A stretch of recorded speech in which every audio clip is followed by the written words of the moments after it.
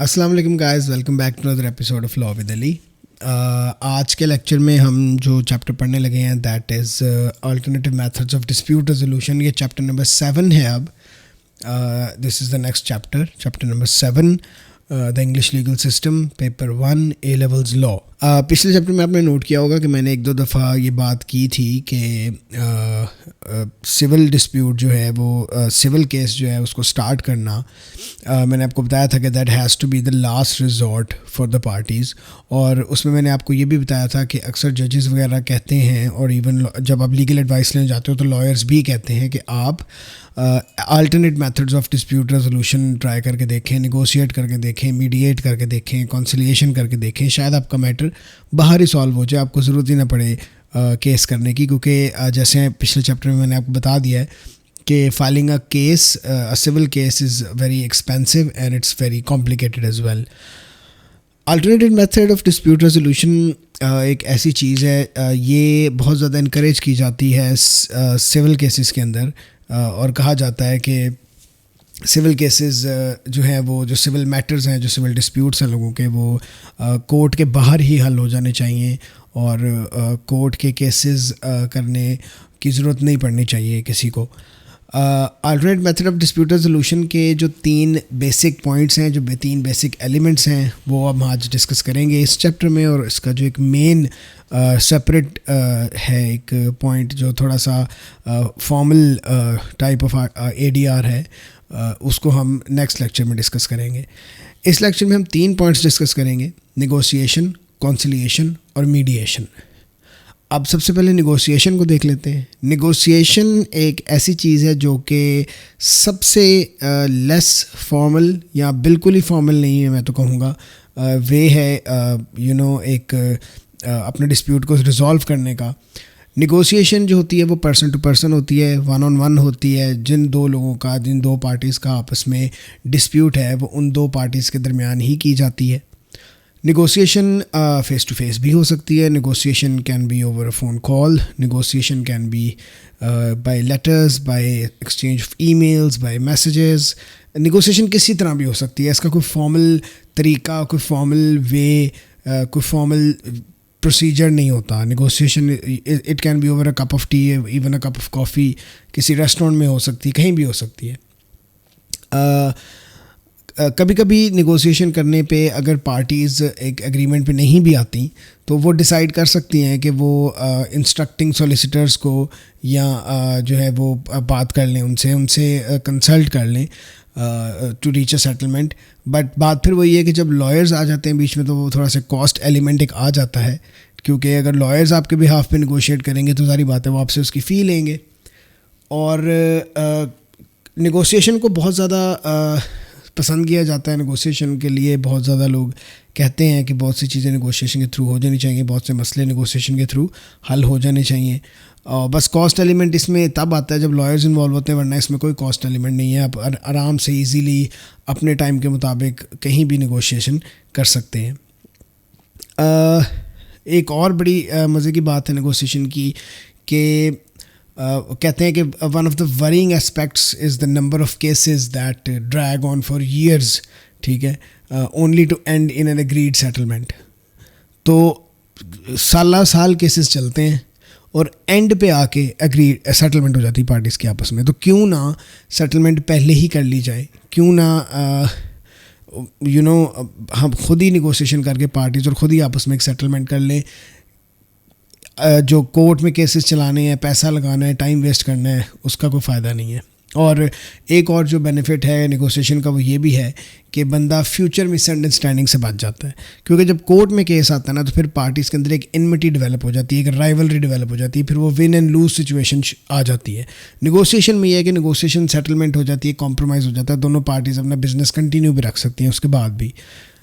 जो second point है इसका, सेकंड वे है, सेकंड मेथड है alternative methods of dispute resolution का, वो है conciliation.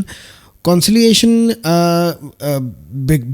In between a trial भी हो सकता है। कंसिलिएशन जो है वो बिफोर कोर्ट प्रोसीडिंग्स भी हो सकती है। कंसिलिएशन कभी भी हो सकती है।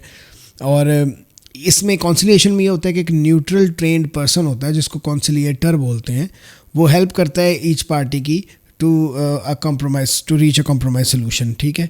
कॉन्सिलेटर का रोल ये होता है कि वो कंसल्ट करता है दोनों पार्टीज़ को, और वो ये देखता है कि कॉमन ग्राउंड्स क्या हैं दोनों पार्टीज़ के आपस में, ठीक है, क्या क्या चीज़ इनकी कॉमन है, वो एक्सप्लोर करने की कोशिश करता है, वो ढूंढने की कोशिश करता है कि दोनों पार्टीज़ जो हैं वो दोनों की जो इश्यूज़ हैं वो आइडेंटिफाई हो जाएं, और दोनों में कॉमन ग्राउंड्स ढूंढ के उनका उन कॉमन ग्राउंड्स के ऊपर, उन कॉमन ग्राउंड्स की बेस पे उनका जो है डिसीजन दे दिया जाए।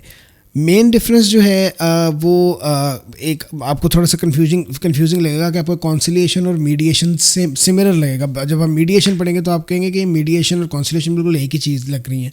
तो उसका जो मेन डिफरेंस है वो आप याद रखें, जहन में रखें कि कॉन्सिलिएटर एक एक्टिव रोल प्ले करता है in the process and will be expected to suggest grounds for compromise. वो खुद ग्राउंड्स भी सजेस्ट करता है और पॉसिबल बेसिस ऑफ सेटलमेंट भी खुद सजेस्ट करता है पार्टीज़ को कि आप ऐसे कर लें, आप ऐसे कर लें, ठीक हो गया। कॉन्सिलिएशन जो है is carried out in private, और पार्टीज़ जो हैं वो फेस टू फेस भी मिल सकती हैं फॉर कॉन्सिलिएशन, और they may prefer the conciliator to meet each other. ये ज़रूरी नहीं है कि पार्टीज़ जो हैं वो खुद ही एक फेस टू फेस एक दूसरे से मिलें भी, वो कॉन्सिलिएटर की भी ड्यूटी लगा देती हैं कि कॉन्सिलिएटर जो है वो बारी बारी दोनों पार्टी से मिल जाता है, और मिल के जो है वो दोनों पार्टीज़ की विशेज़ और दोनों पार्टीज़ के इशूज़ सुन के तो फिर एंड पे अपने वो सजेस्ट करता है कॉमन ग्राउंड्स, और सजेस्ट करता है कि पॉसिबल जो कॉम्प्रोमाइज़ है, पॉसिबल बेसिस ऑफ सेटलमेंट कहाँ पे है। कॉन्सिलिएशन की एडवांटेज ये है कि जो आउटकम है इसकी वो स्ट्रिक्टली लीगल होनी ज़रूरी नहीं है कोई भी, क्योंकि सारी बात जब कोर्ट में आप जाते हैं तो court sticks to the letter of the law. तो ये जो कॉन्सिलिएशन वगैरह है, नेगोशिएशन, ये they don't stick to the letter of the law.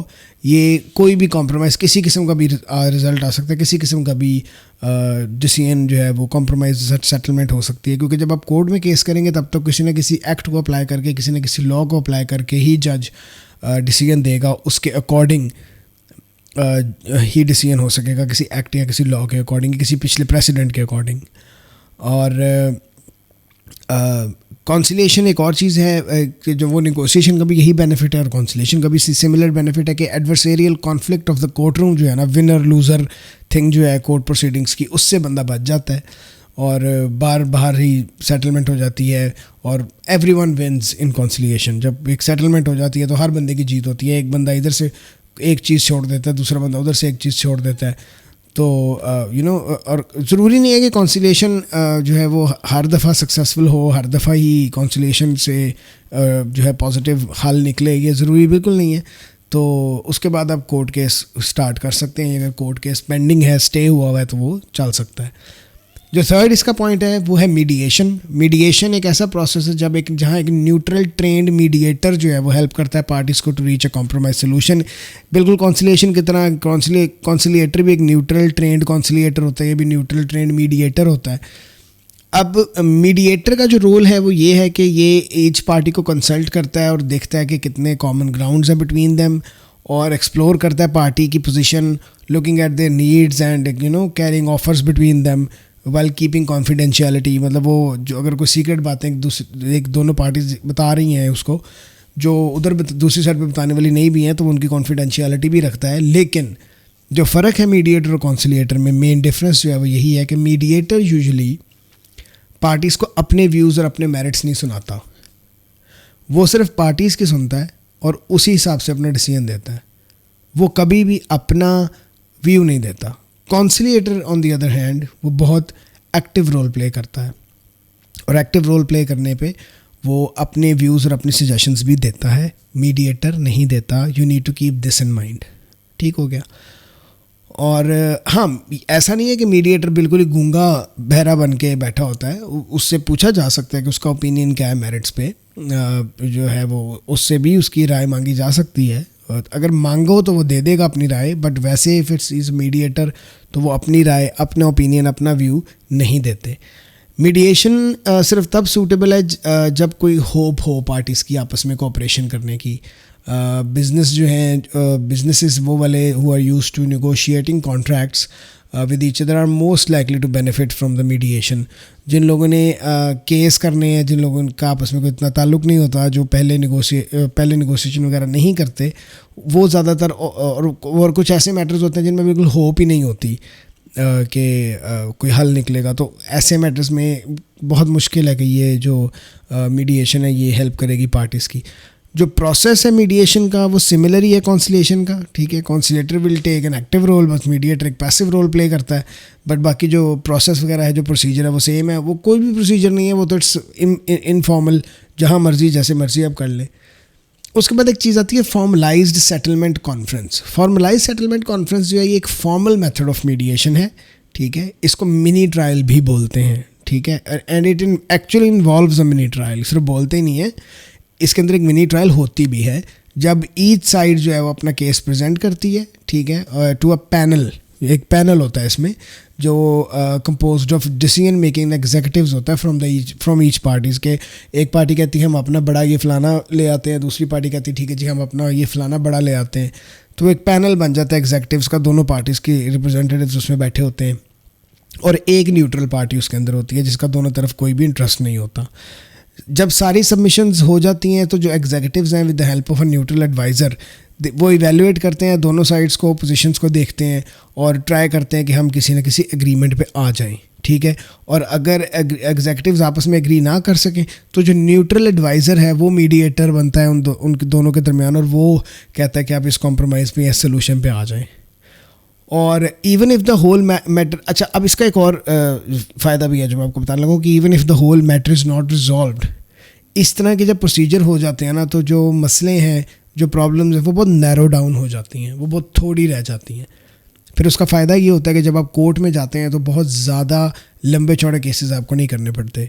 Most of the चीज़ें जो है, मोस्ट ऑफ़ द पॉइंट्स जो हैं वो आपके इस तरह मीडिएशन वगैरह में सॉल्व हो जाते हैं। जो बाकी एक आधा पॉइंट रह जाता है वो कोर्ट में जाता है, तो उससे आपको एक बड़ा फ़ायदा हो जाता है कि नैरो डाउन हो जाते हैं आपके इश्यूज़, और वो फिर जल्दी रिजॉल्व हो जाते हैं कोर्ट में।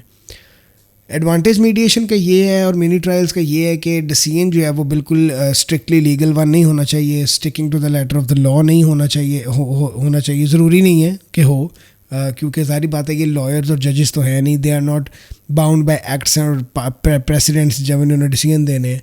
तो वो कमर्शियल कॉमन सेंस की बेस पे, कॉम्प्रोमाइज़ की बेस पे कोई भी डिसीजन जो है वो आ सकता है। It does not have to be sticking to the letter of the law. ये एक सबसे बड़ा फ़ायदा है।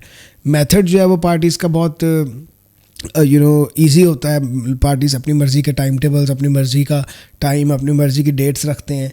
और फिर एक और ये चांस होता है कि भी पार्टीज़ के अंदर एक इनमिटी और एक एडवर्सेरियल विनिंग लूजिंग सिचुएशन नहीं होगी, और वो जनाब अपना बिजनेस जो है वो कंटिन्यू रख सकेंगी even after mediation, even after compromise. उनके अंदर कोई दुश्मनी पैदा नहीं होगी। फिर हम मीडिएशन सर्विसेज देख लेते हैं कि आजकल बहुत growing number of commercial mediation services हैं जो चल रही हैं, और जो one of the main ones जो हैं वो है सेंटर फॉर डिस्प्यूट रेजोल्यूशन, जो कि सेटअप की गई थी लंदन में इन 1991। बहुत सी कंपनीज़, बड़ी बड़ी कंपनीज़ जो हैं वो इसकी मेंबर्स हैं, बिजनेसेस जो हैं वो इनके मेंबर्स हैं, वो अपने मसाइल इनसे सॉल्व करवाते हैं। टिपिकल कॉस्ट जो है वो मीडिएटर की it's about 1000 to 1500 pounds a day, ठीक हो गया। और which compares favourably with potential litigation cost, जो बड़ी बड़ी, अब आपको बहुत अजीब लगेगा, आपको कि यार 1000 to 1500 pounds a day is too much. अगर एक हफ़्ता, 2 हफ्ते, 1 महीना भी मैटर चल गया है तो कहाँ चले जाते हैं पैसे। बट स्टिल अगर आप इसको कंपेयर करो लिटिगेशन कॉस्ट के साथ तो ये कुछ भी नहीं है, ये उससे आधे भी नहीं है। और जो लिटिगेशन कॉस्ट है, अगर मैं आपको उसकी सिर्फ एग्जांपल दे दूं तो मेजर कमर्शियल केसेस जो है ना उसकी जो लिटिगेशन कॉस्ट है वो ऑलमोस्ट 1 मिलियन पाउंड तक चली जाती है।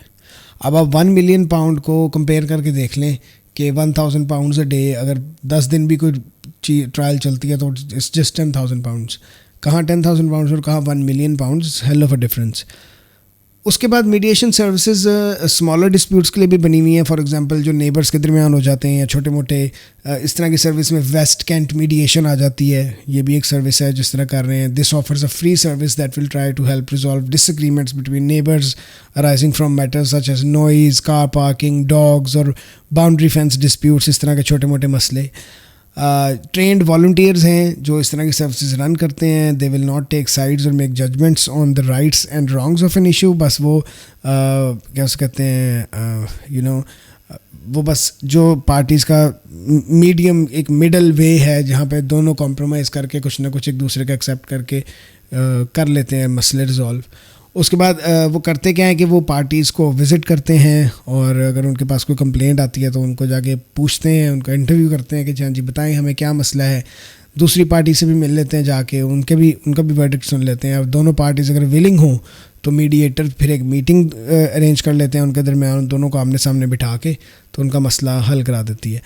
आजकल एक और जैसे ये तो ADR मैंने बोला ना, alternative methods of dispute resolution, ADR, एक ODR भी आ गया है आजकल, ऑनलाइन डिस्प्यूट रेजोल्यूशन, जो कि ऑनलाइन आप करते हैं। और ये बहुत पॉपुलैरिटी इसकी हो रही है क्योंकि आजकल हर बंदा हर काम ऑनलाइन ही कर रहा है और बहुत ज़्यादा नंबर ऑफ़ ट्रांजैक्शंस हैं जो कंप्लीटेड ओवर द इंटरनेट हैं।